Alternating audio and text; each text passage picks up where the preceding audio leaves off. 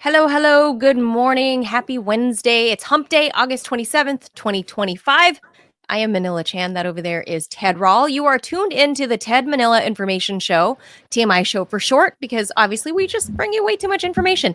We're live Monday through Friday at 10 a.m. Eastern Time. So please be sure to hit the like and the follow button, the subscribe button, and share this little show. Please help us continue to grow.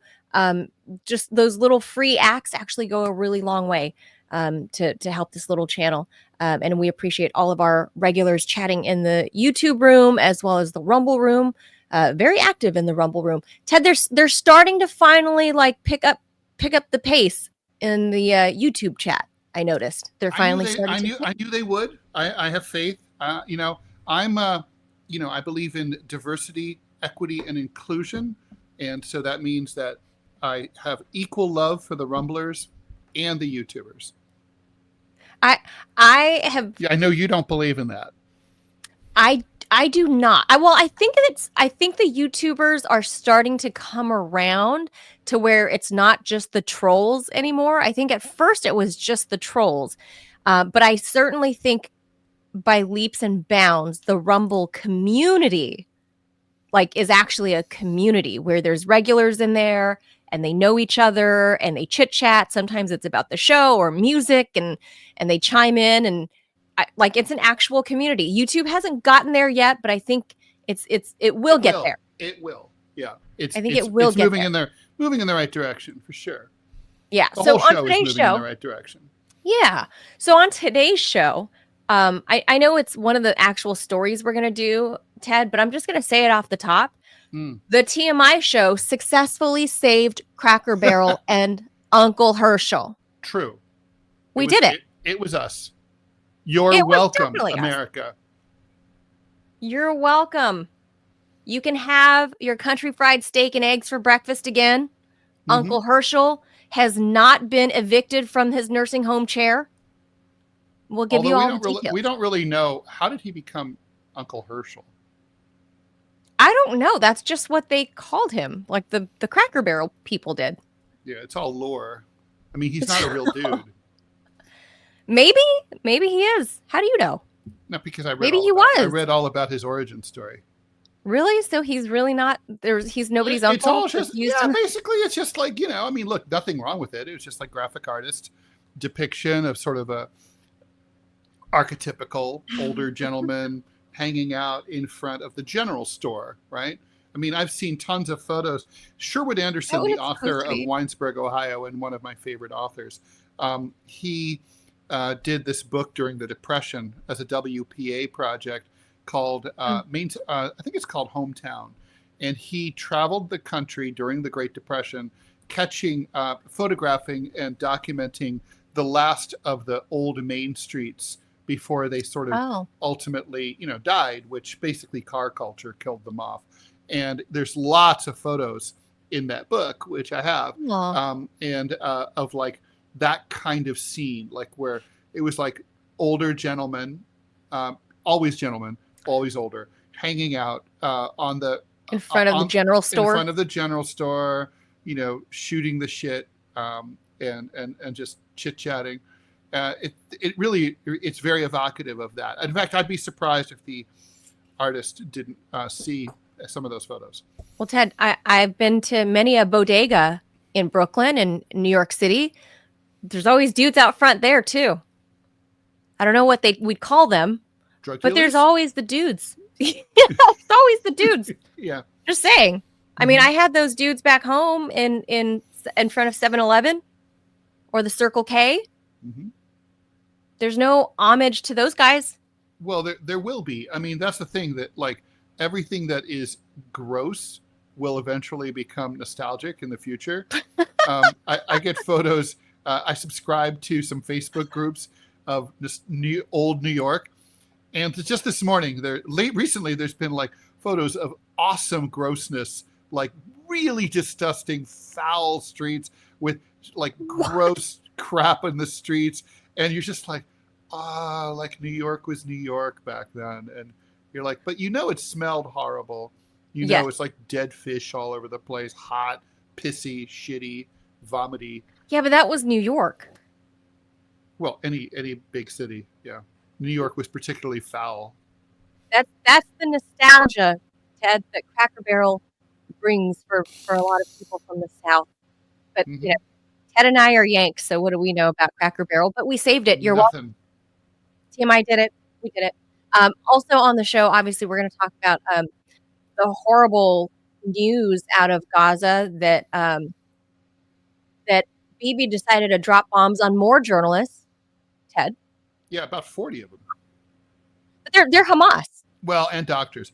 Well, we can, I mean, it's not like we're going to talk about this. Hilariously, he says the Israelis' excuse, it's like, this is what our headline is today, it's like they're not even trying anymore. They always have had lies, like, oh, like the hospital has a Hamas tunnel underneath it, or the ambulance crew approached the checkpoint in a hostile manner, or anything like that. Always lies.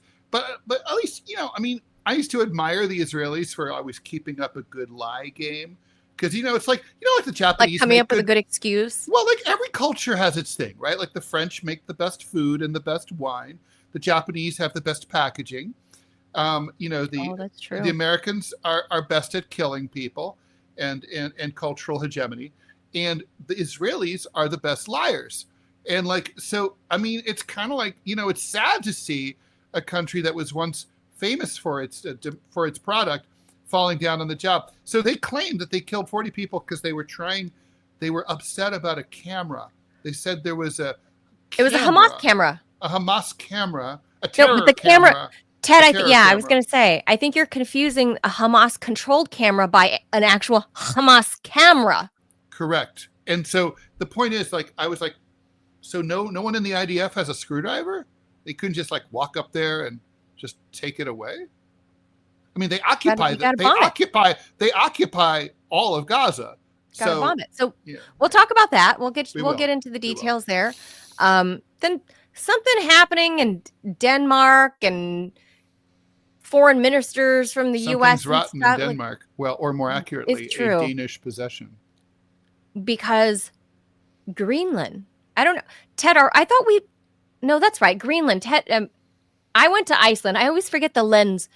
Which cold land country, Greenland or Iceland, is which? But I went to Iceland. That's the one that Trump didn't want. He wanted the bigger one, Greenland. There's some issue. There's some issue there. Is that cropping back up? I didn't read that story. It's becoming it's a serious problem. Literally, does he want it again? The Danes say that the U.S. is spying on them and trying to coup Greenland internally by sowing discord between the Denmark and its Greenlander subjects. It's risen to the level of a formal diplomatic incident. It's a diplomatic basically row. That the U.S. has Greenlander spies, turncoats, anti-Danish people sowing discord among the Inuit there. Ted, it's almost like they took the playbook right out of Washington, D.C. when they said this about Sputnik and RT, that all of us Americans working there were sowing discord and disinformation to turn the election. True. That's right. Huh. So now that's happening. Interesting. Never a dull moment. Okay. Well, we'll talk about that.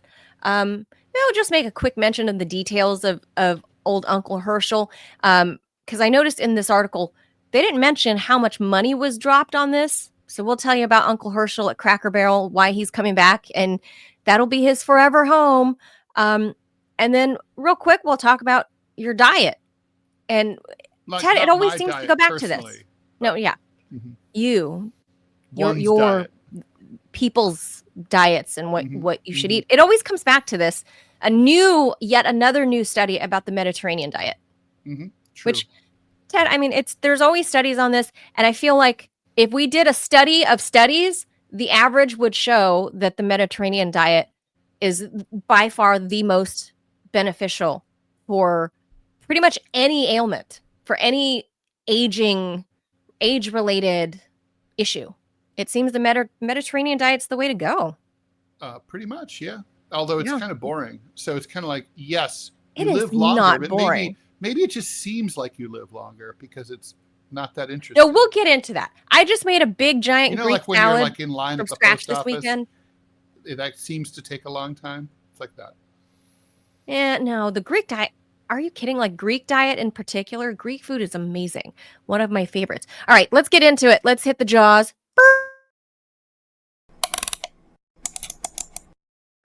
Okay, the Israeli military says that its double strike on a Gaza hospital that killed 20 people was actually an attempt to take out a Hamas surveillance camera. Like I said, the IDF does not possess a screwdriver, so they could not go up to the wall and detach the camera. There was no other way but to do what they did. Or those little tiny drones, like a small drone that can just go pew and like shoot the surveillance camera. You have to throw the baby out. Oh, you're on mute. You have to throw the baby out with the bathwater. That you have to bomb the shit out of them. So anyway, the first strike killed a cameraman from Reuters during his live TV shot. So that must have been good for the ratings. The military released its initial findings into the strike, giving no explanation for striking twice and no evidence for an assertion that 6 of the dead were militants, including 2 who were identified by their employees as a healthcare worker at the hospital and an emergency services driver. The dead also included 5 other journalists. The military said that the back-to-back, what we call these double tap strikes, the U.S. invented this. Basically, you bomb a place. Then when the emergency service workers come, then you bomb it again to kill them too. So that's beautiful.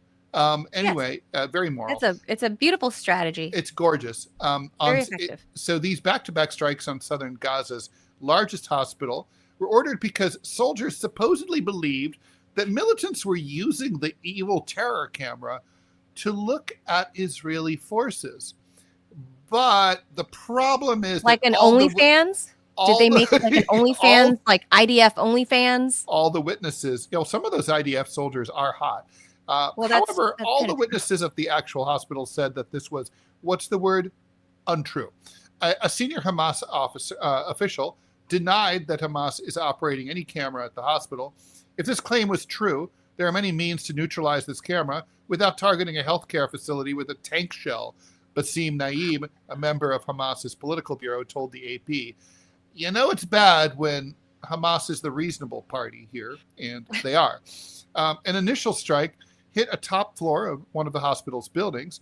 Reuters cameraman Hussam al-Masri was killed at that time while filming from the hospital. That, according to another journalist and a doctor. Hospital officials said another person who has not yet been identified was also killed in that incident. Then healthcare workers, journalists, and relatives of the patients rushed up the stairs to try to rescue those people. And while they were there, and this was also on live television, and I watched it, at least 16 more people were killed then. All told, 18 people were killed in the second strike because it also took out a bunch of patients. So all told, we're looking at about roughly 40 people. They're going to die anyway. But the good news is that there's no, unfortunately, we have no information about we have no information about the state of the camera or if it's high resolution enough to be in the next iPhone.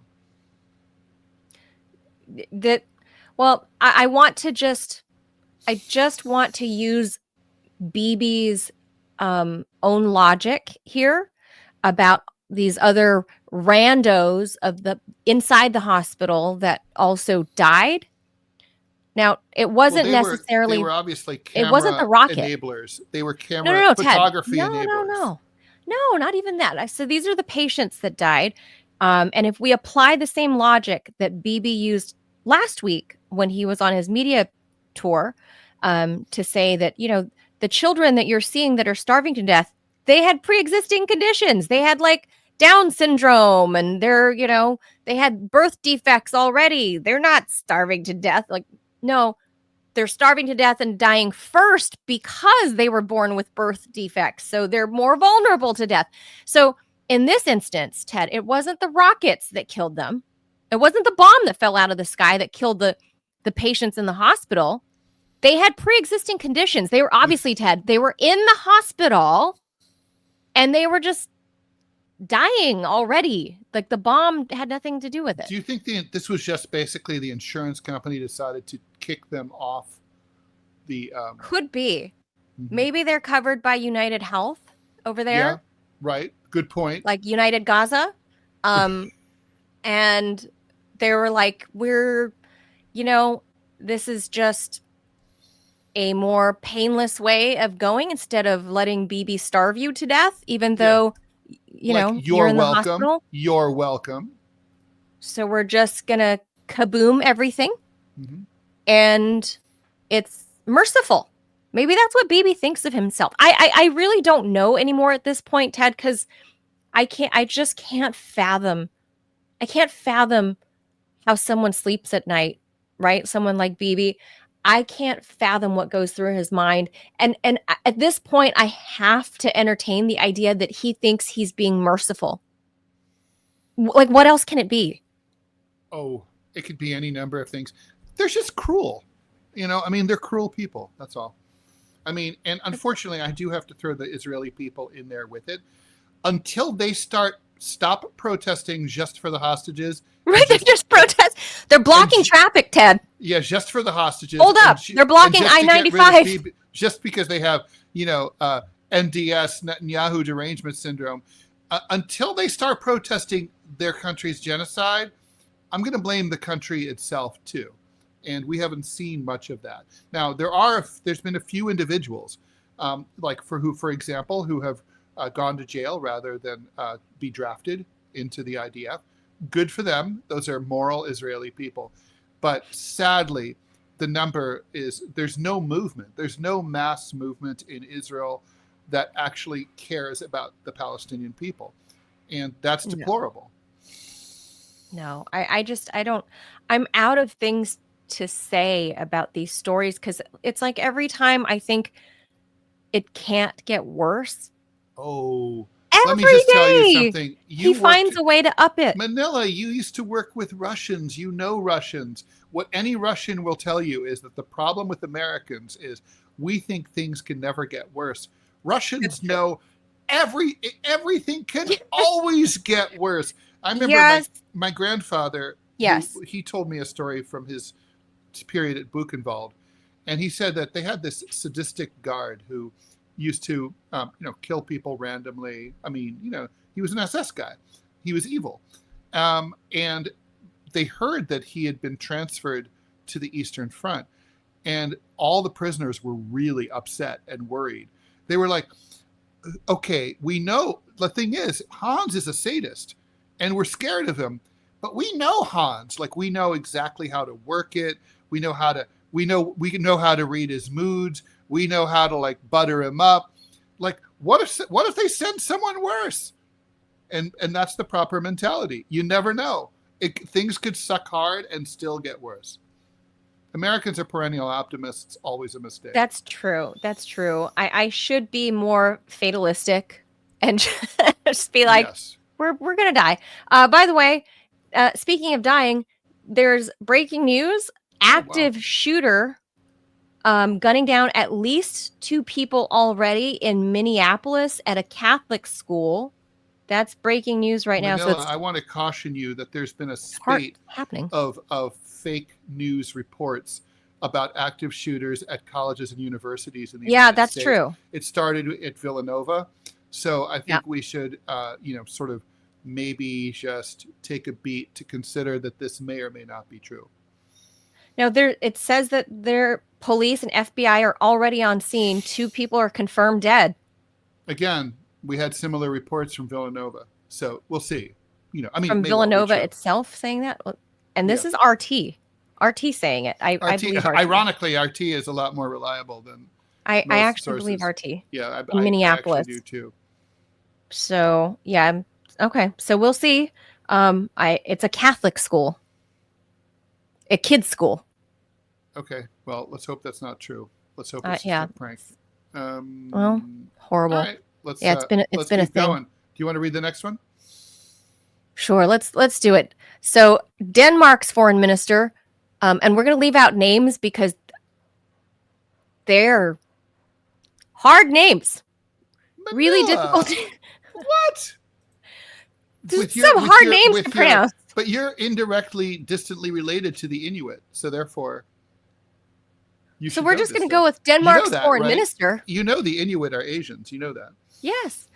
Right. I mean, they look it. I mean, if you look at Asians. Like, Bjork has this interesting look. Mm-hmm. Yeah, they're very obvious. So the foreign minister in Denmark had the top U.S. diplomat in that country, in Denmark, summoned to come talk to them after the main national public broadcaster, so like their NPR or their PBS or whatever, reported that at least 3 people with connections to Donald Trump had been carrying out covert influence operations in Greenland. Ted, I know who the first one is. Yeah. I know who the first one is. Do tell. Donald Trump Jr. You don't think it's Bjork? I don't know if Bjork is a Trumpy, but we know for a fact that Don Jr. was sent there. Well, I don't know if he was sent there, but he claims he was. Cover. He claims he was going there on his own personal trip at the start of the Trump administration. So somewhere in the winter, like the early aughts of February, Don Jr. was there for a couple of weeks for reasons unknown. And he said, this is not any kind of official formal trip. I'm just here as Don Jr., not as first son. I'm just here as a dude. A rando. Whose dad just became the most powerful man in the world again. I'm just here in the country that my dad claims he wants to buy. Manila, keep going. This is a long story. Just here. Greenland, as you guys know, is a huge semi-autonomous Danish territory in the Arctic, coveted by Donald Trump, repeatedly said he's going to annex or buy or whatever. Denmark and Greenland insist the mineral-rich island is not for sale. Trump has not ruled that out, though, by taking out military force, even though Denmark, he may not know, is a NATO ally. Greenland is going to cause confusion because as a NATO member of NATO, the United States will be obligated to defend Denmark and Greenland against a U.S. attack. So we will be attacking ourselves. That would be an interesting, like, how do you approach that? Okay, yeah, but I don't think Donald Trump knows that Denmark is actually in NATO. Right. Maybe.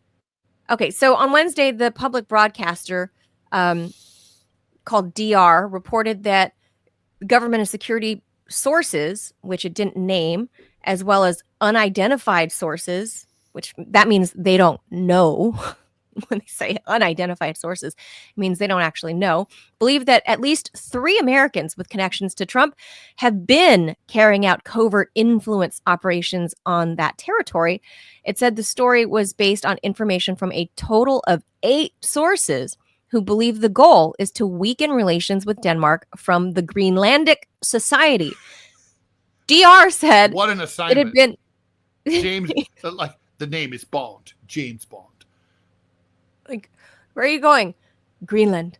I'm there to weaken relations with Denmark from within Greenlandic society. Good luck. So, like, oh, okay. So they're wandering around Greenland. Like the thing about the Danes is like they're all gay, and they also hate fur and they hate bears. They're really neat. They hate bears. They hate bears. Fuck those guys. Those fucking Danes, they're always so neat and orderly. Fuck them with their mid-century furniture. Like, what is this? So the network said that their sources believed one of the Americans had been compiling lists of Greenlandic citizens for and against Mr. Trump's overtures in a bid to build a list of citizens on the island who could potentially be recruited for a Greenlandic secession movement. Dun, dun, dun. So they want to maybe secede from motherland from the Dutch. The other Americans, according to DR, have, quote, tried to cultivate contacts with politicians, business people, and citizens. And the source's concern is that these contacts could secretly be used to support Donald Trump's desire to take over Greenland. Responding to DR's report, Denmark's foreign minister,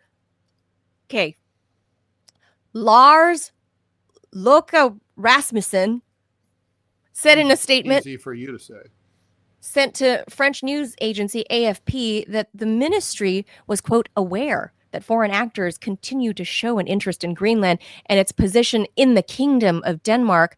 It is therefore not surprising if we experience outside attempts to influence the future of the kingdom in the time ahead.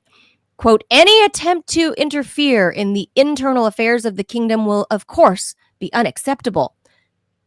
And he asked the Ministry of Foreign Affairs to summon the U.S. charge d'affaires for a meeting at the ministry ASAP.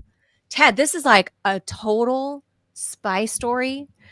I mean, I'm gonna say the first agent is Don Jr., and he went there and probably wooed some Icelandic women because he's single, right? He broke up with Kim Guilfoyle. He's not engaged anymore. He's got some girlfriend, I think, a socialite. But he went there. To be a spy on the wall during that breakup.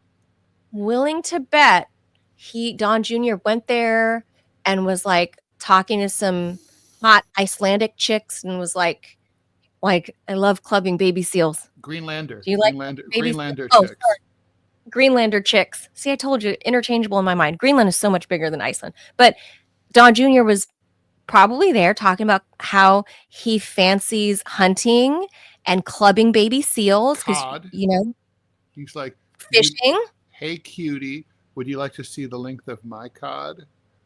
Like, I want to go deep sea fishing with you. We'll be trawling. Yeah, like I'd like to go hunt for your natural mineral resources. Yeah. I'm not even kidding. Like, I'm joking about it, but Don Jr. was there, and like, there's really no paparazzi there. It's not like a thing in Greenland, Ted. It's one of those bizarre places. It's probably very limited. So some locals happen to post pictures, right, of like, hey, that's Donald Trump Jr. And he's just like, hey, like. But I think these are Greenlander secret deep cover agents, and who are up to no good, and are willing to betray, well, not really their country, but to betray their colonial masters. And that's do you think it was the Inuit? Do you think these are like? Let's presume it's Donald Trump Jr. because it's more fun that way. Do you think Don Jr. was trying to woo like some Inuits? Are they like in Montana? Do they like, are their natives put on reservations? No. Yes. Not in Greenland. Oh, very much so. Not in Greenland. Greenland is a reservation. Yes. I mean, let's be honest. Living there together. Yeah, it's all Inuit. They're all Inuit. Right. Very few Danes live there. Yeah, but no, really? Montana has very large, spacious reservations. We have the Crow Indian Reservation. We have the Blackfeet Reservation, the Kootenai. Oh yeah, we've got reservations. But so then Greenland, Greenland doesn't have reservations. It's not like Greenland. Well, Greenland is a reservation. I'll be saying it's a whole. It's a colony. It's a colony. Yeah, the entire thing. That's what it's like. Gaza. It's just doesn't have all the fireworks. They're trapped on an island. Is what? Well, no, it's not like Gaza. I mean, Greenlanders can leave. They can leave. Well, that's what I'm saying. It's a reservation without the fireworks. I mean, that's all I'm saying. And they also have food. So there's that. Yeah. So I've had to pick my reservation. They have food and clean water. Yeah. And like functioning hospitals. So, and it's a first world nation. So and when there's I don't know, what do you guys think? When a camera gets out of control in Greenland, they take care of it in a different way. They have penguins. They have penguin cams on the north end of Greenland, and Iceland has the same thing, like on the north end. Well, my question about the Hamas I hate to call you out, Manila, but penguins don't live there. No, it's not a penguin. Sorry, they're only live in the southern hemisphere. They're not penguins. Sorry, I think of what are they called? Bears, polar bears. No. There's another little black and white bird that waddles. that I always think are penguins, but they're not Crows? penguins. No. Pigeons? My daughter. No. Puffins. Puffins. Ah, the puffin. Take that, dummies. No, I have a question The about puffins live in the north of Iceland. No, I and have the a puffins question. come, and so they have puffin cams. I have a question about the Puffins, Hamas camera. penguins. That's whatever. kind of dirty. Anyway. If there's no electricity in Gaza, then why was the Hamas camera a threat that required a bomb? Ooh, good point. Well, they have the generator at the hospital, It's right? running. Yes, that's why the camera's there. The hospital has energy. Well, it could be an old-fashioned. It could be an old, like, you can't go 1870s camera, backwards. no electricity, you know, with the long It's exposure. cranking. With, You with guys can't the go guy backwards on the underneath story. hood, right? Yeah. Like, Yeah, using a We're coax trying to camera. figure out a Yeah, spy coax story cable. right now. making ferrotypes. Excuse me, we're like trying to taking figure pictures out a of spy story. President Grant. Who's the spy and who's trying to break up Denmark from Greenland? Who benefits other than the Americans? It's obvious it's Jefferson Davis, because I mean he was a secessionist. Did he survive? Did he survive the war? He did. And then he hung out with Hitler in Buenos Aires driving a cab. Well, he was kind of bitter after he was arrested, because President Johnson would have let him out of jail if he had just simply apologized, and Jefferson Davis refused. You know, it's funny. There was a lot of forgiveness. Like John C. Breckinridge was the Confederate Secretary of War, and he was very popular. And President Grant encouraged Breckinridge to go back into political life and maybe become a senator or something. But Breckinridge was like, nah. Yeah. Well, Colonel Mosby became an ambassador. So did James Longstreet. A bunch of those guys became congressmen. A lot of those Confederate officials became congressmen. In violation of the U.S. Constitution, mind you. Huh. That's true. Oh, well, All right, we're trying to figure out the secessionists, and for once, Ted, somebody's not blaming Russia. I just Robbie, want to why don't you stay on, because we need you for this next one. Oh, this is a quick. The White House is taking credit for Cracker Barrel's. The White House is trying to steal credit from the TMI show for Cracker Barrel's decision to scrap its much maligned rebrand in the wake of presidential criticism and TMI criticism. Cracker Barrel announced that it will revert to its original logo. By the way, I did suggest this yesterday. Remember, Manila, you were doubtful. And I said, like, they haven't changed all the signs. It's easy to just undo it, just like New Coke. They decided to go that way. Just hours after Trump weighed in on the controversy in a post, Cracker Barrel should go back to the old logo, admit a mistake based on customer response, and manage the company better than ever before. Trump wrote, the White House claims credit for this win in the culture war. 8 hours ago, Carolyn Levitt wrote, along with a image of Trump's attack on the new Cracker Barrel logo. Deputy White House Chief of Staff Taylor Budowich, I don't know what, said that he spoke with Cracker Barrel execs, and they said that they had recognized Trump's remarks and then decided to change the logo. Listen, correlation is not causation. Yes, Trump spoke, then it changed, but we spoke about it Trump, and so us. big whoop. Yeah, he got it. Trump got it from us. I appreciated the call. We roasted Cracker Barrel. Yeah. I appreciated the call earlier this evening with Cracker Barrel. They thanked Trump, blah, blah, blah, blah. He congratulated Cracker Barrel. You know, look, this is Ted, Trump's that $20 Canva membership. This and fascism. So there's fascism, which Trump is guilty of. But this is worse than the fascism. Like, he's trying to steal credit from the TMI show. I mean, that's really shitty. Well, no, fascism is bad too, but this is worse.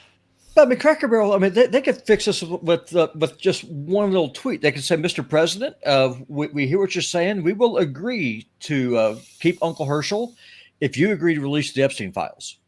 If you do that, we will go back to the way that things were, and they are keep the so not going to to weigh in on that. Do you think Uncle Herschel flew on the plane? Uncle Herschel knew about the Epstein files. He went to the island. Uncle Herschel looks like the kind of guy who might be grabbing young ass. I think Uncle Herschel knew stuff. I think he would have been shooting at the plane. I mean, pedophiles in the South typically have a short shelf life. So if we're that's fair. Look, I just want to point out. I'm not so sure that's guys, true. I thought. Do you guys know? I thought, like, what about all the Southern guys who like marry their daughters and shit? Oh my God. No, wait, hold on. On Cracker Barrel, do you guys know, seriously, that young woman that the senior millennial woman that just became the CEO. So when she did this, right, I would put her at like 40 years old, maybe, right? Maybe at most. So when she rolled out this rebrand, they spent $700 million on this reboot. I don't know how much of that 7 million, Ted, went towards the logo, how much she paid a new logo guy, but the company shelled out 700 million and the rebrand, and then they were going to start remodding, a lot of their stores. So now we're pushing close to $1 billion already, right? Just on the roll. Robbie, you're not going to like this at all. The South has the highest child sexual abuse rate in the United States. It does now. Yeah. 95 to 1. So the CSA rate per 100,000 kids is in the South, 95 to 110. Here in the Northeast, where we don't cotton to that shit, only 50 to 70. The West is pretty bad too, out in your neck of the woods, 80 to 120. The national average is 82. Yep. Well, I mean, that's whenever you import the third world, you kind of get third world behaviors. So there is that. And Atlanta, New Orleans, Mobile. I mean, the big cities, Raleigh. I mean, it's all over. It's bad. But I'm talking about the South. Know. Like if you go to small towns. Wait, there's always been the serious? trope, though. There's always been the trope of Southerners marrying their cousins, kissing cousins and shit. That's always been a thing. Listen, kissing cousins is Jerry one thing. Lee Lewis. Listen, I'm talking about going over and trying to diddle your neighbor's daughter or something. No, I mean, if you're in Appalachia, so that's worse than when you do your own. Well, I mean, if you're in Appalachia, there's not a whole lot of branches on that particular tree, so you're going to go wherever the water is. All right, let's just call it what it is. Well, that's kind of my point, right? I mean, and by the way, you can't blame illegal migrants for this shit because this is indigenous. This is not. Yeah, it predates immigration. Like the South had this reputation. This is 100 years ago. Yeah, we're gonna go back to like the Hatfield and McCoy days. Like this is that kind of shit. Yeah, that's just a country stereotype in general. Whether you're in Indiana or if you're in Ohio, wonder how that happened. Well, like I said, if there ain't a whole lot of trees in those particular woods, and there ain't a whole lot of limbs on them trees, you're going to go where the water is. Actually, all kidding aside, that is actually true. Yeah, of course it is. I mean, that's why genealogies are so dumb, because a lot of times, Ted, you have genealogy, so you can go through and you can compare the different branches. A lot of times, people honestly did marry their cousins, either one because they didn't know, or true. Two because that's all that was there. Yeah, it's small, in a small village and big family sizes, it's bound to happen. Yeah. Yeah. 100%. I mean, it is what it is.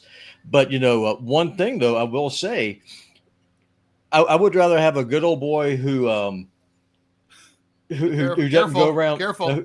Who doesn't go around. Yeah, I don't want you to. Careful. Talk slowly here. Yeah.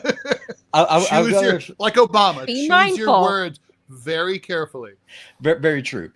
I would rather have someone who comes from the backwoods and the sticks, who understands the value of hard work, rather than some Catholic priest who's going out and grabbing little kids in the church and needs to have a Leviticus 19 moment come to Jesus talk. The diddles. I'm gonna let that particular thing lie. But yeah, I don't know how to address that one. But going back to how this is like the Southern talk going here is because it was a Cracker Barrel thing, and that TMI is going to claim victory. But we are. It's going to claim victory. I want to give. I obviously look. Here's the thing. It was a mistake. They recognized it in relatively short order. The whole thing lasted 4 days, maybe. Hideous.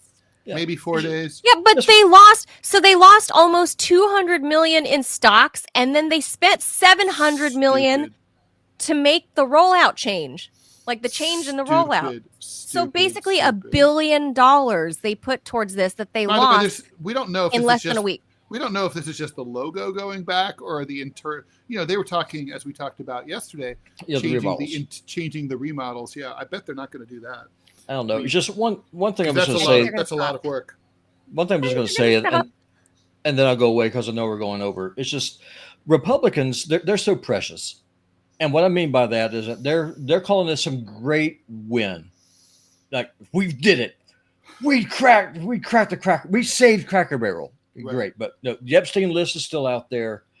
These pro-life Republicans will go and they'll pray in front of abortion clinics. Right wing about Cracker Barrel. Nothing at all. In Uncle Herschel's barrel. It's just a corporate. It's just a corporate. That's where it is, guys. Well, that's where the Epstein list is. It's in Uncle Herschel's Cracker Barrel. But that's what I'm saying. That's what's so stupid about this. All the things that Republicans really profess to care about, all of a sudden doesn't matter. But no, their hero Trump, the orange Jesus, the buffoon in chief, he comes out, takes credit for this.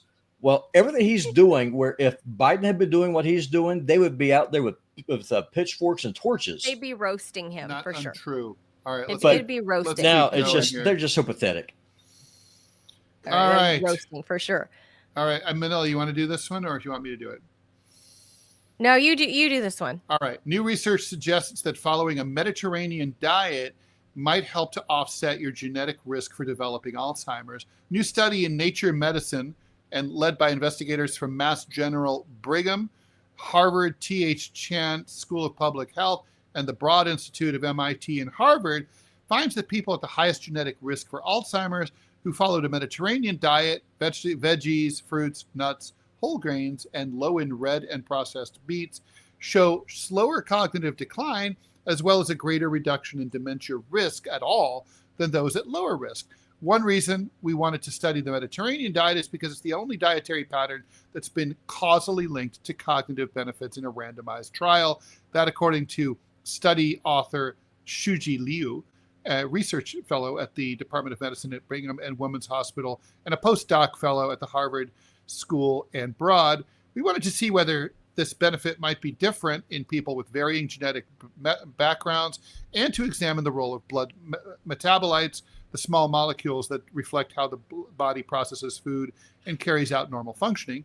Over the last few decades, researchers have learned more about the genetic and metabolic basis of Alzheimer's and related dementias. They're among the most common causes of cognitive decline in older adults. Alzheimer's is known to have a strong genetic component. Heritability, in other words, your odds of getting it, are estimated at, if your parents have it, at up to 80%. Inherited, yeah. That's terrifying for me. My mother died of Alzheimer's.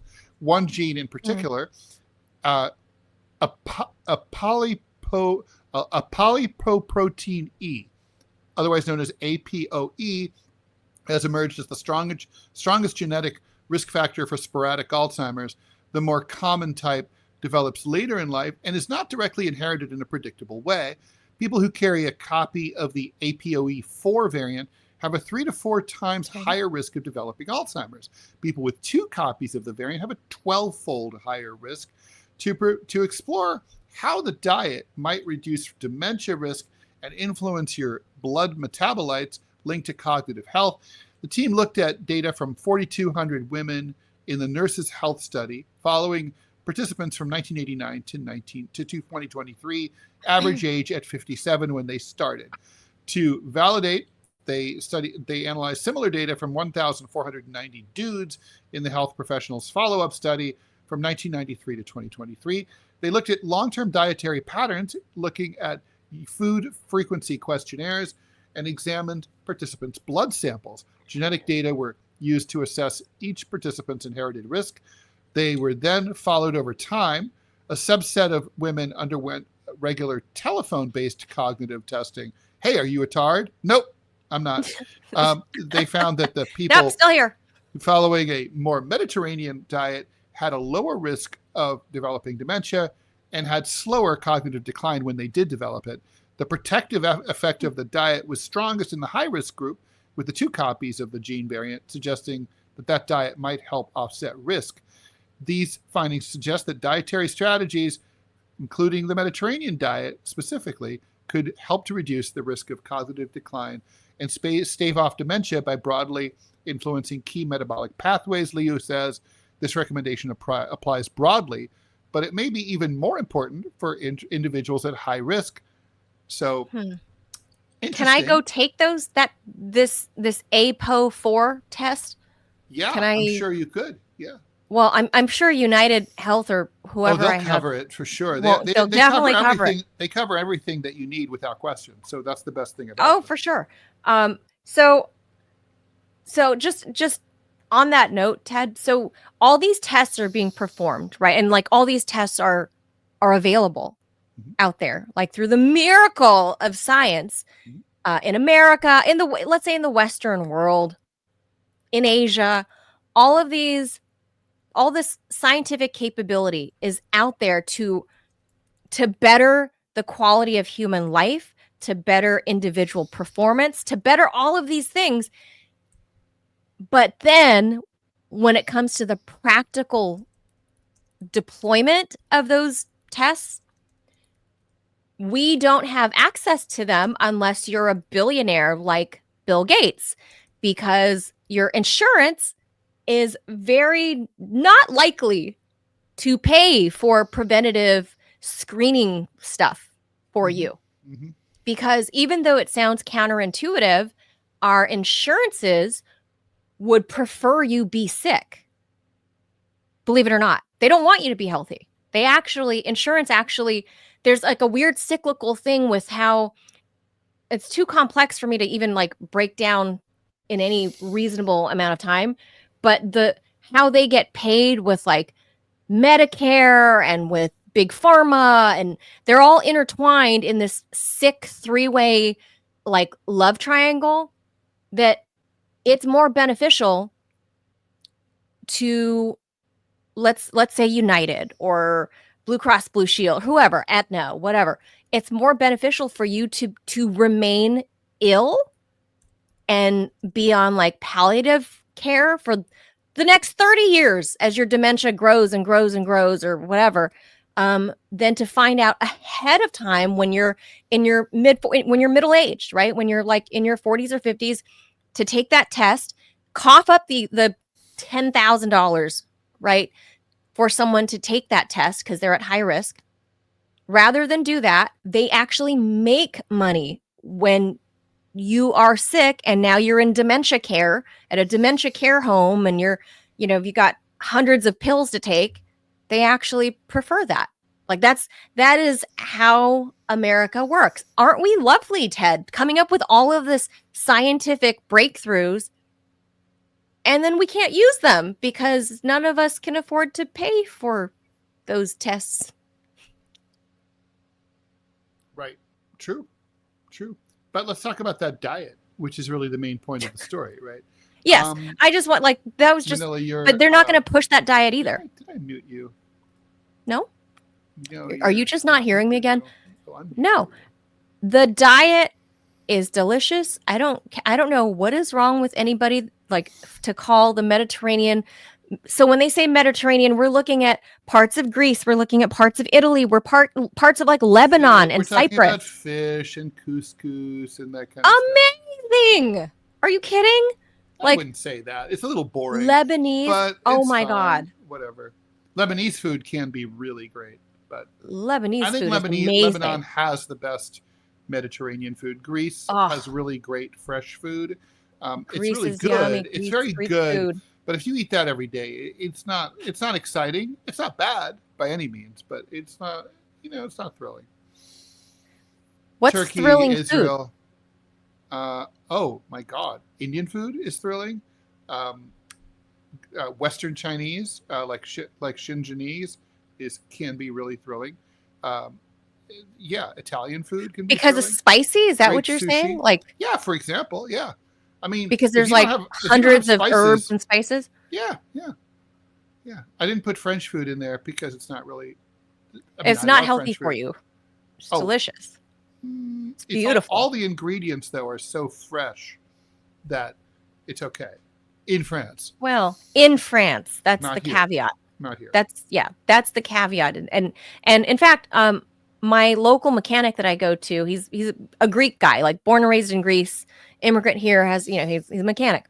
And I was just talking to him the other day when I was in the shop, and we were talking about how even though his family, he's married to a Greek lady, they eat Greek food, they make from scratch, and he's like, but still, it's just not as good as like when I go home to visit my family, and the same meal that I have here done over there, the quality is so different, and it's just our food supply.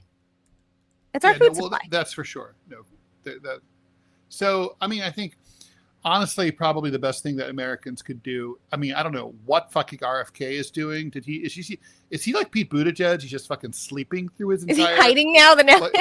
Like what's he doing? I mean, he's not working at all. Apparently, we haven't seen him at all for a couple of months, I think. And I don't know what is. It's like, happening. Get off your ass and go maha some shit. I mean, Jesus Christ. He might be doing like crunches or pull-ups or something somewhere on Venice Beach. Yeah, remember, he's a California boy. He and Zoran Mamdani. He might be working. Yeah, but Kennedy really can do all of that shit. Like, oh, I know. Eric Adams was bragging because he could bench press 135 and Mamdani couldn't. And I'm like, I can do better than that. I mean, and I'm no stud. What the fuck? I mean, 135 but is you're not a big impressive. Guy. But you're a bigger guy than them. I don't think Mamdani is a big guy. No, he's not. And I don't think Eric Adams is very big. That's shameful. I mean, you're not really a man if you can't bench press 135. The bar by itself is 40 pounds. You should be forced to transition by law. Transitioning? Your Y chromosome has been revoked. Welcome to the girl world. You are a girl. Can they join me on Pinterest then? They can join you on Pinterest. That's right. Because that's the only social media I actually peruse is Pinterest, for all those that if you're curious, like why I never thongs only. It's just Pinterest. Because also you have to become very crabby, especially in the workplace. Oh my God. This is Ted's unsupportive of your fellow workers, which women are. Wow, there was a lot of that. Women are backstabbers at work, and women bosses never support their employees. True. They don't go to the mat, Like I can think of stuff that, like, for example, go to the mat. I made a mistake one time, a big mistake that cost the bank money. And my boss went to I didn't even know this. I found out about it from someone else. My boss went to the president and took the blame himself and said that it was his fault. And he didn't even tell me. So that's mensch behavior. Only dudes do that. Not only. I wasn't a manager, but I ran my own team, obviously, because I had my own show. And I definitely would go to the mat for my team. You would take the fall for. I would fight back. No, it wasn't. Not taken. I don't know about no one's. That's no, I didn't have. Only a guy would do that. Only a guy has that. Only a man has that kind of nobility. I would stand up for I stood up for my team for various things, and like during COVID, like when they were trying. Yeah, there's a whole thing, and where I was just like, no, we're not. I'm not doing it. I'm not willing to send home someone from my team for not getting vaxxed. I'm not doing it. Like, if you want to do it, that's on you. You need to issue a policy. So anyway, a guy would have threatened to quit. No, I fucking did. I didn't get there, Ted. When they said, you, Manila, you need to get the vaccine. I said, all right, we're going to be on air in 30 minutes. You need a new fucking anchor. And I stood up and walked away. And they were like, no wait. That's for you. That's not for your employee. I couldn't stop what they're doing for the employees, but I stood up for. You could say I went to meetings for that. If you do it for your if you do it to my employee, I did do it for my employees, and I said you cannot force them because the whole this is an individual choice. If they want to do it, that's how I feel about the COVID vaccine. So that's exactly my position when I went to the mat for my team. It was my own personal position. By the way, I said, if somebody else wants to get it, you can get it. That was a true story. The shooter at the Annunciation School in Minneapolis appears to be dead. We don't know how that happened. But oh, so the shooter's dead now. All right, so that update is there. But anyway, I'm going to say it's not. Nothing is 100% true for everybody in a large, when you're talking about a large group, like saying, 50% of the population. Exceptions actually prove the rule. Is my I would agree is my with that. take. Exceptions prove the rule. So yeah. But yeah, I've looking back, I have primarily had better relationships with male bosses because, Ted, you and Robbie know this, I'm very forward. I'm not a shit talker. I'm very forward, and I will just tell you, you don't need to guess how I feel or what I'm thinking. I will tell you. That's true. And I could see, look, I honestly, if you had to work for a girl, you'd be, I think, as good as it could get there. Better not to, of course, work for a girl, but if you have to. Yeah, I had a female. My direct report was to a lady boss. I've never even heard of anyone tell me, "Oh, I had this woman boss, and she like really did this and that," and where it's like, "Holy shit!" Like that's really she and I had a good relationship though. But I think in the newsroom it's slightly different because you're the type of woman that's going to go into news to begin with is already, and I don't mean like, you're primped and looking pretty on air at Fox all day. I mean like actual, came through the trenches journalist like I did, she did. And, she's got a few years on me and we both kind of knew like what you've done as a journalist, what I've done as a journalist. And to get here to the DC studio, that's going to bring a different type of woman. Right? It has a different energy. So I personally got along really well with my direct supervisor at RT. But again, that is a different animal that attracted a different kind of journalist crowd. I have obviously been around other journalists from other agencies and no, thank you. Hard pass. No thanks. So we should leave that there, I think. And before we get catty, this is a hump day. Surprisingly, Ted, I was actually surprised that there wasn't like more breaking news other than the shitty attack in Gaza. It's actually been kind of a quiet news week. Relative. Except for the federal takeover of Chicago, among other things. That hasn't happened. No, but it's been announced. He's gonna talk about like allegedly, according to the New York Post, DC residents, and I would agree with this, Ted.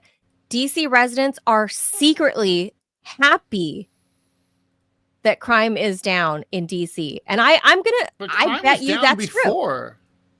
No, but that was down based on like it was like a not an artificial high.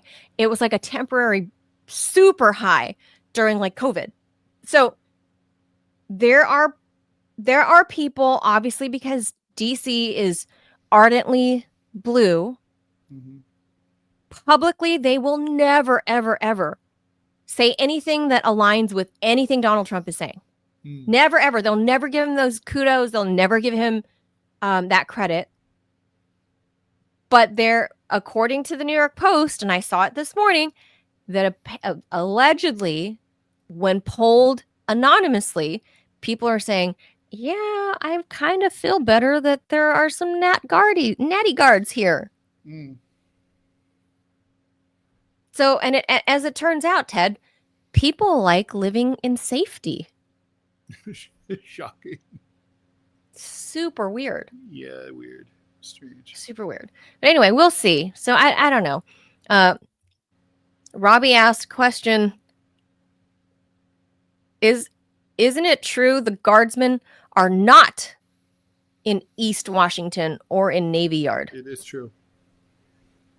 I mean, they say they're wandering around downtown.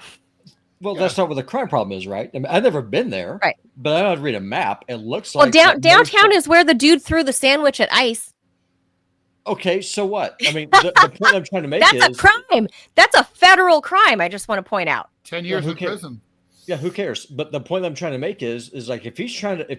So first, if you're going to suspend habeas comitatus, and if you're just going to militarize the police Brazil style, and if you're going to suspend civil liberties, then why wouldn't you send your goons into where they need to be? Yeah, instead of protecting your pedophile friends in the Capitol building.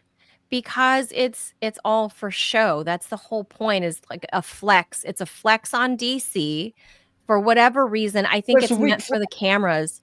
It's meant for the cameras outside to show to the other world leaders out there, like, look at me, I'm flexing in DC, when in reality the crime is in Southeast. It's not in the downtown quadrant. It's in Southeast and parts of Northeast. It's not downtown. Okay, so the criticism... There's some crime, for sure, of course. So the criticism that we have of China, Russia, North Korea is that they're authoritarian police states that have armed soldiers guarding the streets. So then what we do is that we become the exact same thing that we're criticizing to crack down on crime that doesn't exist. Is that that area? Is that what I'm picking up here? In that area. Yes. It doesn't exist in that area. Yes, yeah. Correct. If they need to be anywhere, really, it needs to be like in Southeast. I'll tell you what, send them to Baltimore and that'll impress me, or to New Orleans. Well, he's talking about that'll impress me. He's actually talking about that. And Governor Wes Moore, it was like, send him to Detroit, St. Louis, yeah, very much so. Camden, New Jersey, Oakland, well, that's California. what he's threatening to do, but... Well, do it. Oof.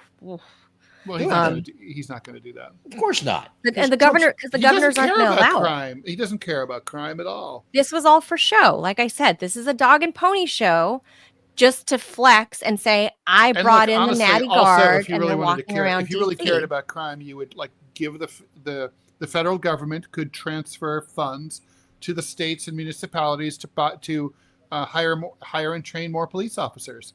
I mean, and to give raises in order to increase retention on the force among the people who are quitting. They're not doing that. So, of course not. It's all for show. It's all for show. So that's it. Right, speaking of shows, that's the end of ours. All right, let's get out of here. Thank you guys for tuning in on this happy hump day. Thanks for being here. Make sure you guys hit the like button and the subscribe, the follow button, all of that. That thumbs up really helps. We'll be back tomorrow, 10 a.m. Eastern. Thank you guys for being here. Adios, amigos. Bye. Stay away from all the ice goons.